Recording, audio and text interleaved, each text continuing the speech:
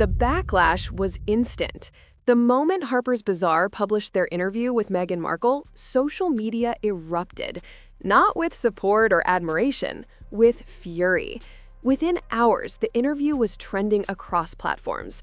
Not because people were impressed by Meghan's business acumen or inspired by her entrepreneurial story, but because the British public, royal commentators, and even casual observers were absolutely outraged by what they just read.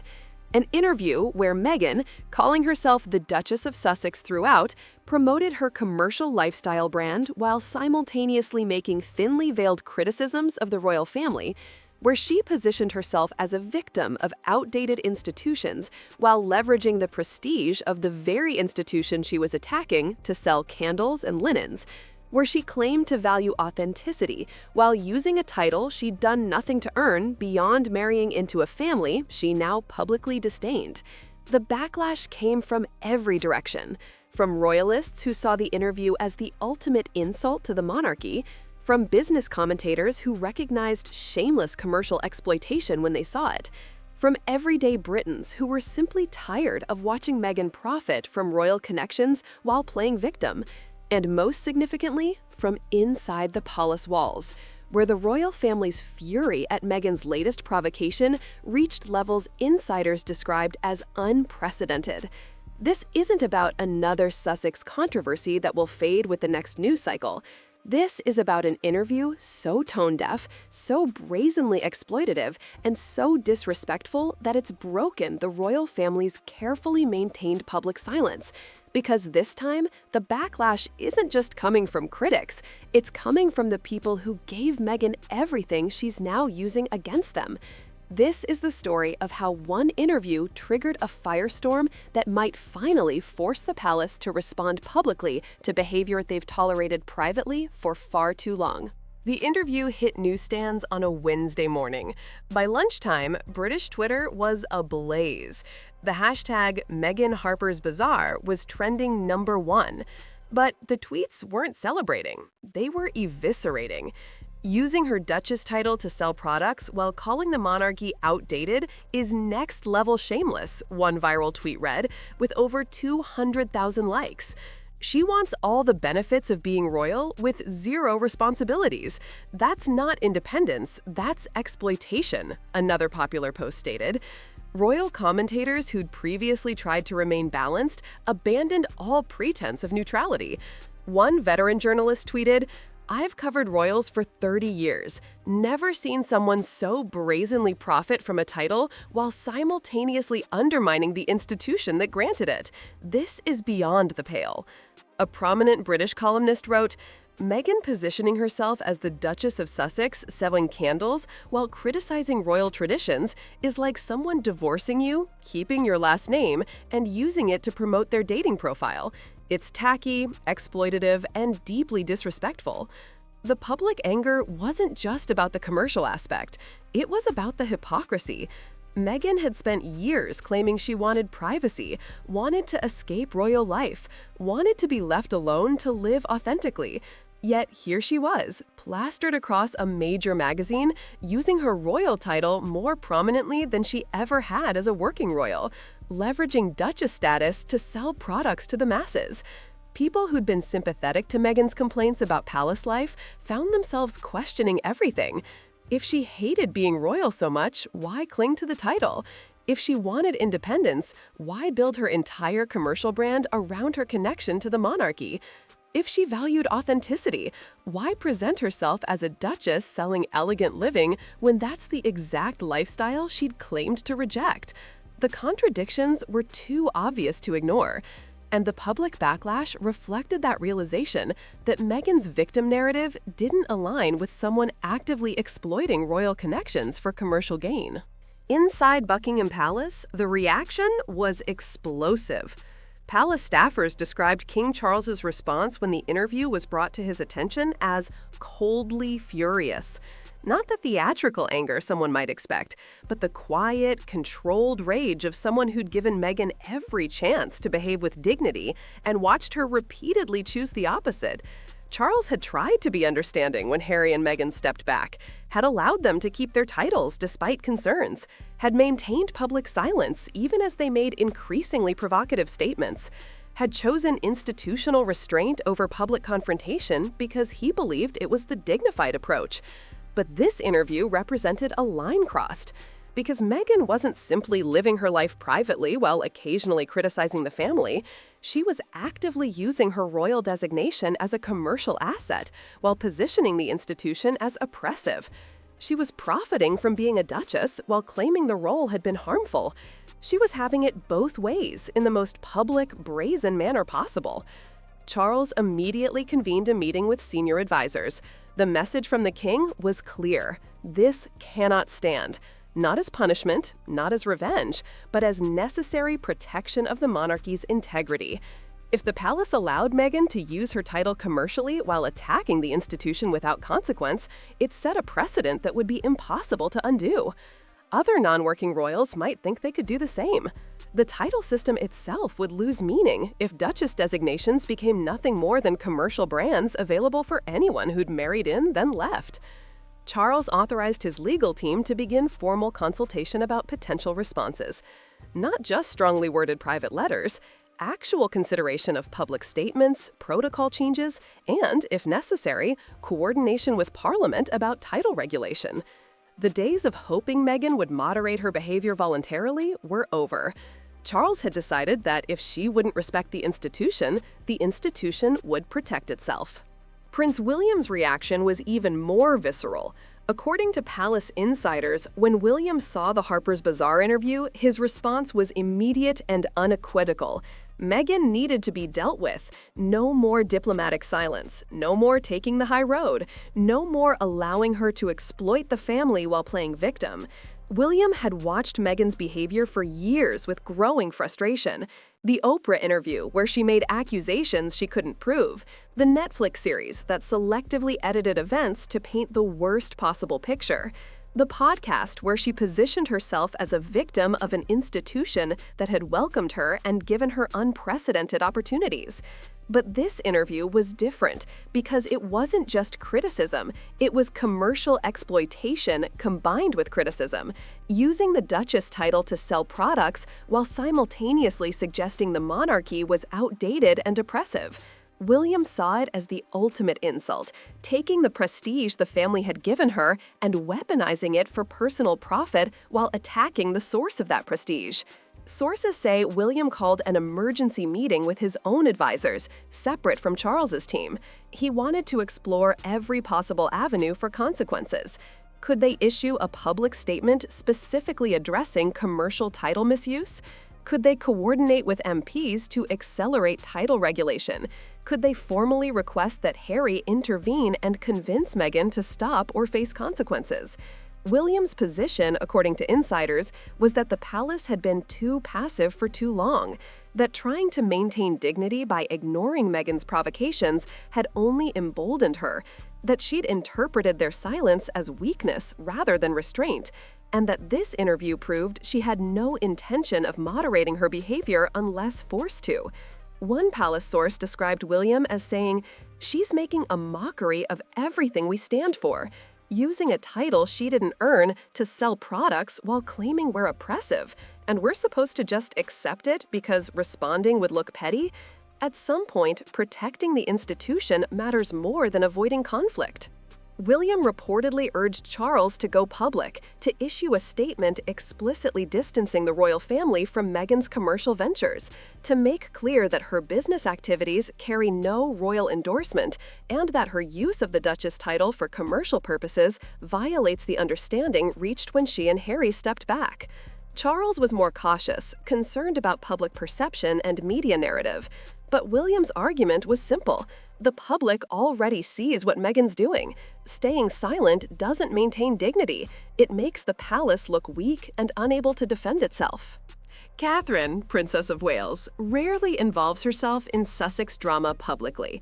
But according to sources, even she was appalled by the Harper's Bazaar interview. Not because of personal animosity toward Meghan, but because the interview represented everything Catherine has spent her royal life avoiding. Catherine understands that being royal is a privilege that comes with responsibility, that titles aren't personal brands to exploit, that using your position for commercial gain undermines the entire system of constitutional monarchy. And watching Meghan do exactly that while claiming victimhood was deeply offensive to Catherine's sense of duty and propriety. Catherine reportedly told William that Meghan's behavior made it harder for working royals to maintain credibility, that when one person with a duchess title is using it to sell products, it creates public cynicism about what royal titles mean, that Meghan's commercial exploitation damages the reputation of every titled member of the family, not just herself. Catherine's concern was institutional, not personal. She worried that Meghan's actions were eroding public trust in the monarchy's relevance and dignity, that people would start viewing royal titles as nothing more than inherited celebrity brands rather than positions of service and duty, and that once that perception took hold, it would be very difficult to reverse. Sources say Catherine supported William's push for public response, that she believed the palace's silence was being interpreted as approval or inability to act, that a clear statement distancing the institution from Meghan's commercial activities would help preserve the dignity of working royals who take their responsibilities seriously. The fact that even Catherine, who studiously avoids controversy, supported confrontational response showed how seriously the palace was taking this interview. The media backlash was equally intense. British tabloids, predictably, went after Meghan with their typical aggression, but what was more significant was the criticism from traditionally sympathetic outlets. Liberal publications that had defended Meghan against accusations of manipulation and opportunism found themselves struggling to justify this interview. One left-leaning columnist wrote, "I've tried to give Meghan the benefit of the doubt, but using a royal title to sell lifestyle products while criticizing the monarchy isn't fighting oppression. It's having your cake and eating it too, and it's impossible to defend." A centrist newspaper editorial stated, "The Duchess of Sussex claims she wants privacy and independence, yet she's given a 12-page magazine interview leveraging her royal title for commercial gain. The contradiction is too obvious to ignore. Either commit to being a private businesswoman or respect the title you're using. You can't do both." Even American media, which had been largely supportive of Meghan's narrative, questioned the interview. A New York Times piece noted, "Meghan Markle's Harper's Bazaar interview raises uncomfortable questions about what she actually wanted from royal life. If the goal was truly privacy and independence, why build commercial ventures around the Duchess title she could simply stop using?" A Washington Post columnist wrote, "There's a difference between criticizing an institution and exploiting it. Meghan seems to want to do both simultaneously, and it's undermining her credibility." The media consensus was clear. This wasn't about racism or misogyny or institutional prejudice. This was about someone behaving in ways that were obviously hypocritical and commercially opportunistic. And even outlets sympathetic to Meghan's broader narrative couldn't find ways to spin this particular interview positively. Royal PR experts called it a catastrophic misstep. One veteran publicist told the media, "Meghan's team should have blocked this interview, or at minimum insisted her Duchess title not be used in commercial contexts. Allowing her to be identified as the Duchess throughout a piece about selling products while criticizing institutions was strategic malpractice." Another PR consultant said, "The palace has been remarkably restrained given Meghan's provocations, but this interview might force their hand, because if they don't respond, they look weak, and if they do respond, Meghan will claim victimhood. She's put them in an impossible position, but it's one she created through her own poor judgment." The public opinion polls that emerged days after the interview told a devastating story. A YouGov survey found that 82% of Britons believed Meghan should not use her Duchess title for commercial purposes. 76% agreed that she should either stop criticizing the royal family or give up her title. 69% supported the palace taking formal action to prevent commercial title exploitation. Even among demographics that had been sympathetic to Meghan, support eroded dramatically. Young women, who'd previously viewed her as a feminist icon fighting royal rigidity, showed declining approval. Only 38% of women under 35 viewed Meghan favorably after the interview, down from 54% before. The reason, according to focus group research, was that the interview made Meghan look opportunistic rather than principled. If she'd given up her title and built her business as Meghan Markle, that would be admirable independence.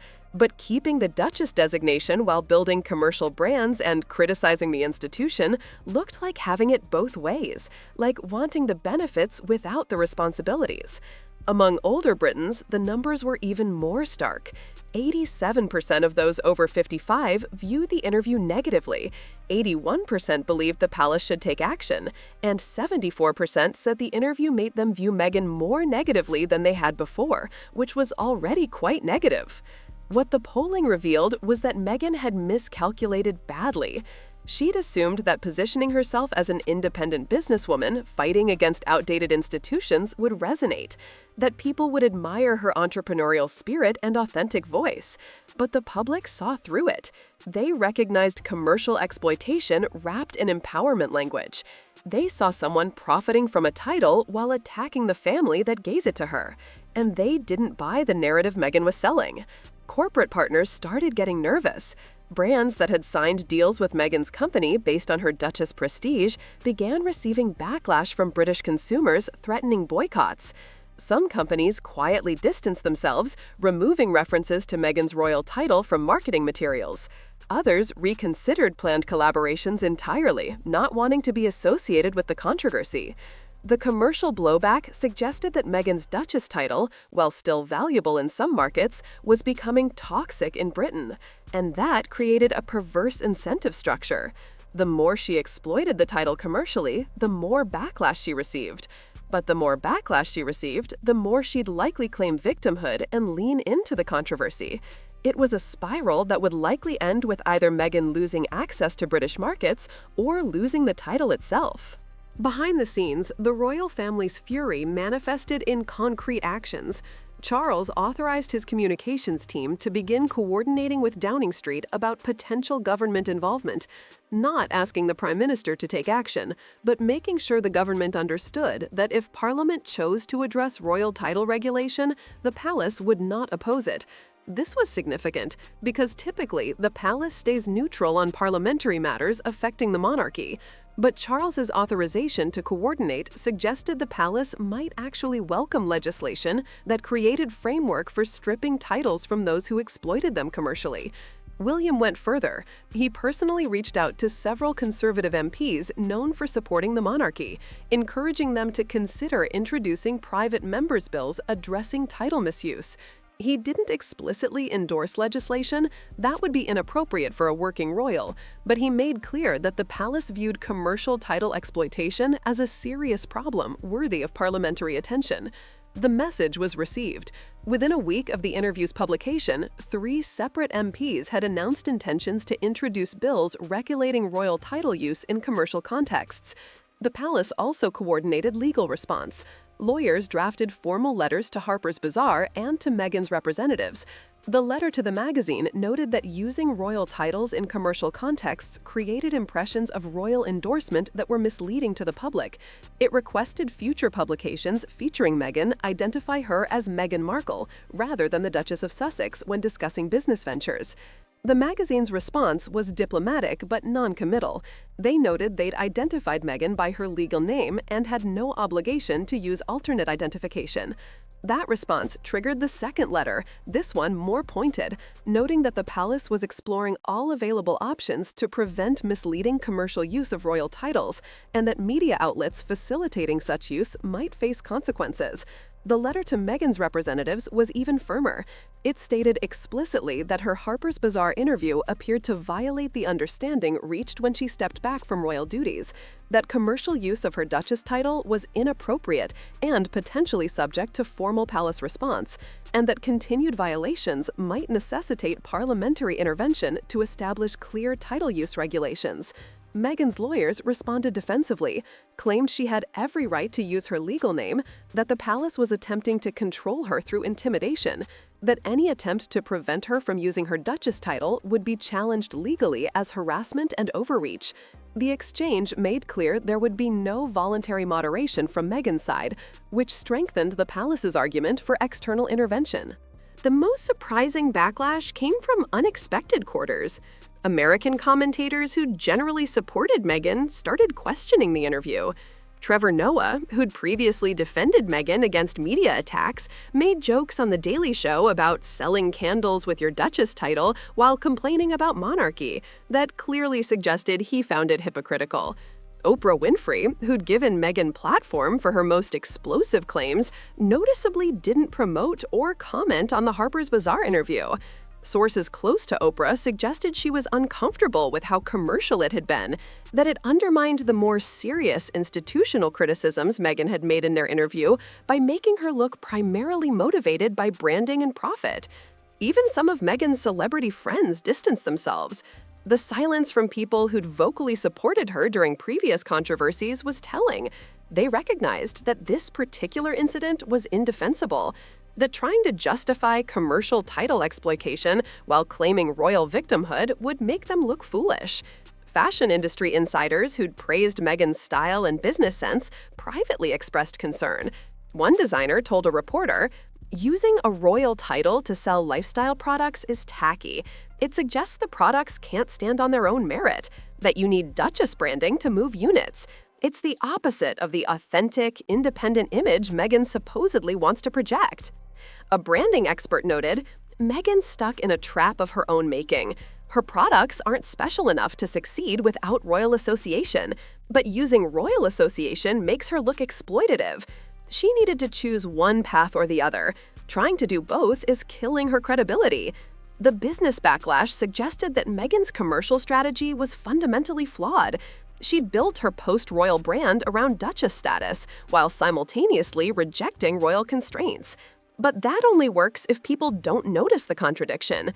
The Harper's Bazaar interview made the contradiction too obvious to ignore, and once people saw it, they couldn't unsee it.